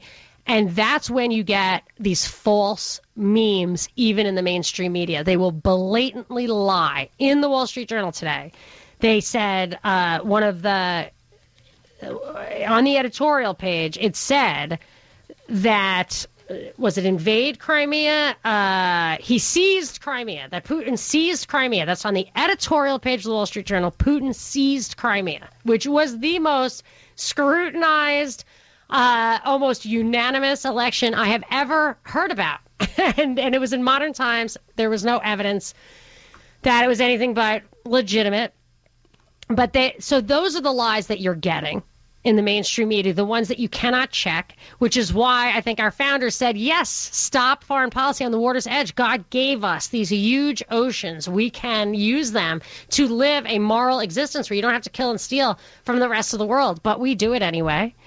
And you're not hearing the true story. So what I just played in the last half hour, which you can go get the podcast if you need it from propagandareportdaily.com, is clips of Victoria Nuland, the Assistant Secretary of State, plotting with Jeffrey Pyatt, the ambassador to Ukraine, the overthrow of the democratically elected government of Ukraine. That was in January 2014. She was actually talking about the government they were going to install once they got rid of the other guy. Right after that, so that was January 28th. Well, let's see if anybody wants to do a little back and forth. I'm happy to do it. 404-872-0750, 1-800-WSB-TALK. You can tweet at me at Monica Perez Show. Binkley, I know we got a kind of funny little message from JB that we should share. Yeah. JB, she sends us Gab sometimes. I think it's gab.ai. Yeah. And she said, today's show is an eat your vegetables and you'll be strong kind of show, which is why I like it. But man, I'm Sorry, I know. To have a history lesson is a little much for a Saturday afternoon, running to Publix, like getting out of what I missed. Get out of the car. I was like, wait. We overthrew the government of Ukraine? I must have missed something. They're turning their worlds upside down. Sorry.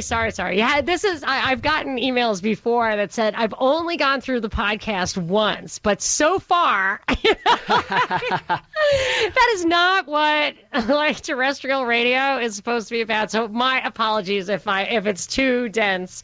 You might have to go back and listen to the podcast. But this was. So here's the big payoff, and it's you thought that was intense. Listen to this. So that was these guys plotting the new government of Ukraine. But how did they affect that? How did they get a new guy? How did they get the old guy to run away, Yanukovych? What happened was there was an uprising in the Maidan, the square. I don't know. I believe the uprising was it on February 14th. Maybe February 28th. I forget. That is one little detail I forget. But in February, must have been mid-February, basically the democratically elected president ran away, and he was charged with murder. If they got him back, they would have, probably executed him. I don't know what their laws are like. But what happened was there was an uprising in the square, and he's being accused of murder because supposedly the police, the government, on his orders, which he definitely did not order this. I think that is absolutely in the record. He did not order them to shoot on the people. He ordered them not to. But he was charged and fled because they said that government, agents, the police, whatever, shot to death the protesters in the square. And then, I guess in retaliation, the official story goes, the protesters fought back and some of the police also died. And what happens is, once you get that kind of escalation, you have a real riot on your hands. So if people start dying on both sides, you're going to have a free-for-all. And that's basically what happened. A lot of people died. There was a lot of looting and shooting and burning, and it was a really terrible time. A lot of people died. So that's what he was on the run for, and basically very shortly thereafter, YATS was put in place. But listen to this really two very telling clips from a conversation between Catherine Ashton, who was the EU Foreign Affairs spokeswoman. So she's another super polished diplomat. She was speaking to the Estonian foreign minister. Estonia is one of those, is like another satellite country, former Soviet satellite country nearby. And this highly diplomatic EU chick is saying to the Estonian guy that she told the remaining government in Ukraine, kind of how to handle this. And she's coaching them through this difficult time. So that's going to be the first clip, but stay tuned because the second clip will knock your socks out. Knock your socks off. Let's hear clip 6 first. I said to the Party of the Regions people, you have to go and lay flowers where the people died. You have to show that you understand what has happened here. Absolutely. Because what you're experiencing is anger of people who've seen the way that Yanukovych lived and the corruption, and they assume you're all the same. And those are the people who've lost people and who feel that, he ordered that to happen.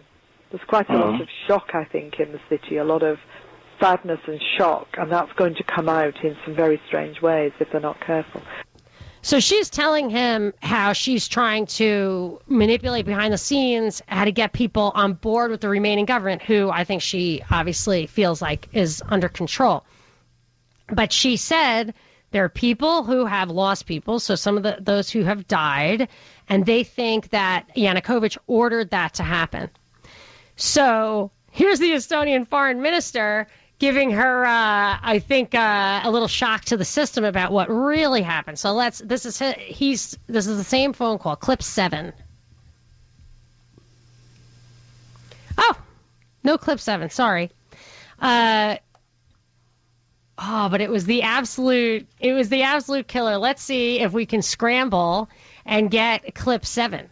But it's better to hear it in person, but let me read it to you. It's it's Ashton clip number 2, maybe. DeMarco, do you have something that says Ashton number 2?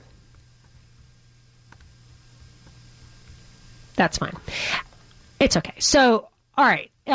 This is the Estonian foreign minister. He says to Catherine Ashton, he said what was quite disturbing is that Olga, who is like, she was a doctor on the front lines, I believe was Olga. He says what was quite disturbing is that Olga, well, the evidence shows that people who were killed by snipers from both sides, among policemen, then people from the streets.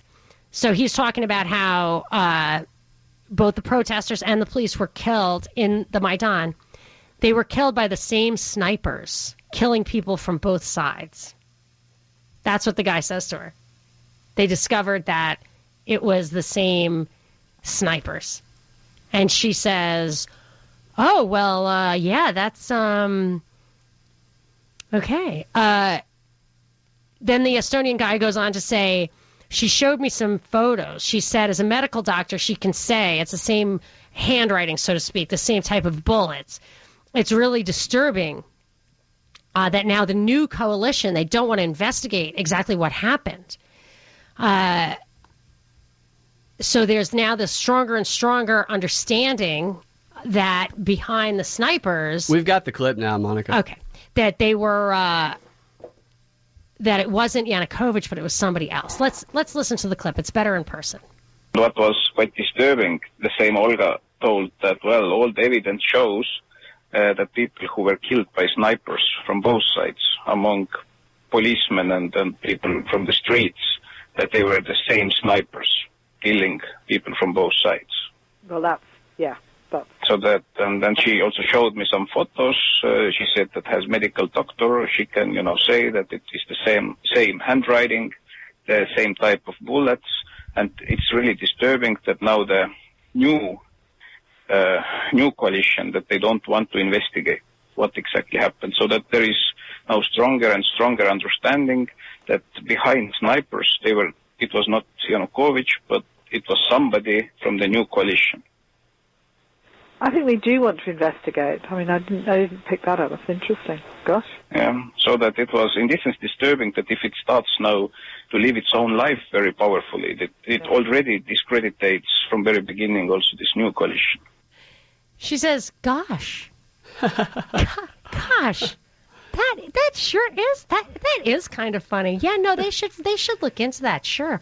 Yeah, like, oh, so you're saying somebody, somebody shot people on both sides to start the Civil War. Wow.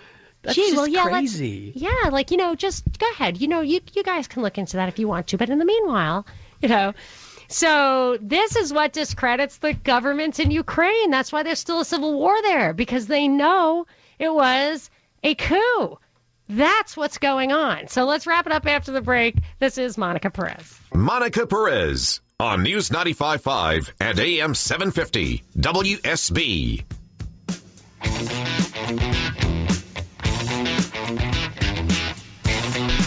Back, and we've got partly cloudy with a chance of isolated storms and forecast high of 90 for Monday as the work week begins, but that could change, so stay tuned to WSB for weekend weather, brought to you by Shoemate Heating and Air. So we have been talking about a lot of stuff, as JB gabbed earlier, that this show is like eating your vegetables, and she likes vegetables, but it's been a little history lesson, and I think, Binkley, you're kind of my litmus test, because I went through this when this first started happening. Now, you got to remember, we just played a lot of clips from 2014 that betrayed that the United States was behind the overthrow of the Ukrainian government, and that it was effected through violent means. And that's very serious stuff. And so where did we get those clips? Somebody leaked those calls. Yeah. I mean, a leaker. A leaker. Who might have done that? It could have been Russians, but I'm assuming it's Russia. I don't know who else would have had it. I remember at one point Newland is trying to respond to it. Nobody denied it. She said, I'm not going to talk about private conversations, but man, who has tapping equipment that good? Huh? Well, maybe Russia did meddle in our elections. That's what I'm saying. Not our elections, but there's certainly counter-meddling. I think the question is, who's meddling? Who's doing the meddling, and who's doing the counter-meddling? Right. I love this idea that just because information came from a certain source that is true, that it doesn't matter because it came from a source people don't like. Oh, yeah. No, that's absolutely out the window. Unless it's absolutely... like if I were ever on trial for something and they read emails that they had no right to, like a warrantless search or whatever, and they got around the law, I might, as a matter of principle, say I'm not responding to that because you have no right to have that information, or who's even to say it's real or whatever. I might stand on principle like that. With this, it actually calls into my mind like a deeper problem I have with is Putin a hero or a villain? I don't think he's either, or maybe he's both. I mean, I really don't know. But the Snowden thing, it is very clear to me, and always has been, at least a week into it, that he was there to get us used to constant surveillance. And guess what? We are. Yeah. We accept it. We actually do exactly what I think they really wanted, which is to chill ourselves, to actually not send those emails so that they can't be used against us, which meanwhile they can just make them up. So I stopped caring because they're going to say whatever they want me to have said, whether I said it or not. So here's this Snowden silliness, and Glenn Greenwald is his mouthpiece, and The Intercept is their platform, and Pierre Omidyar, the eBay founder, bankrolls them, but he also bankrolled this influence project in Ukraine, hand in hand with USAID, which is a CIA front organization, and Victoria Nuland and Chevron and Exxon and all this stuff. He's totally in bed with them, and yet Putin validates the Snowden story by actually talking to him on talk shows and stuff. He's like Max Headroom. They wheel out a monitor. And this giant, it's so funny. This giant Snowden head where he always looks the same. I wonder if he's got that haircut, the dumb glasses, and the 4 o'clock shadow, because he's really just walking around London like Julian Assange in, some other get up, they always just have that one persona. You don't get any other angle from them, so that I feel like you can, whatever, get too deep. That's a spycraft thing. Anyway, but Putin validates that. He validates some ISIS memes that I don't, he never outs ISIS as a Western invention, which even Mike Flynn, the notorious Mike Flynn, when he was head of the Defense Intelligence Agency, acknowledged that it was certainly what we wanted, if not what we actually arranged. Right. Even Trump during his campaign. Oh, yeah. Well, but didn't he say Obama created it? Obama and Hillary. Yeah. I mean, I think they actually created it. Right. But why does Putin play into that stuff? Maybe because it's a limited hangout that can hurt us. But more likely, I've concluded, is that those same levers work for him. Propaganda works for him. Yeah. The sphere of terrorism works for him. Maybe he wants to engage in these conflicts as much as anybody else, but by us being the bad guy, it gives him cover to a more cynical population. Our population isn't as jaded by propaganda. It's easier to propagandize us. For them, they need to prove that we are wrong and say that we have no choice. Look, because I'm portraying Putin as the victim here, and maybe that's exactly what he wants, because he really just wants to take over the world. Exactly. He might really be playing 19D chess or whatever. Yes, not 3D or 4D chess at 19D, like the onion, the layers of the onion. I don't know what layer of the onion I'm dancing around on, but Putin's I'm definitely not on the same layer that guy is on. But I don't think so. I would just use this as a cautionary tale, not that one is a hero, one is a villain, but they're probably all self-serving actors who cooperate with a deeper state that may reach to the very pinnacle of of the human organization at this point. So if you want to get deeper, if it's possible to get deeper, listen to our podcast. Communicate with us on Twitter at Monica Perez Show. We put all our stuff up on propagandareportdaily.com, and we will be back next Saturday from 3 to 6. This is Monica Perez.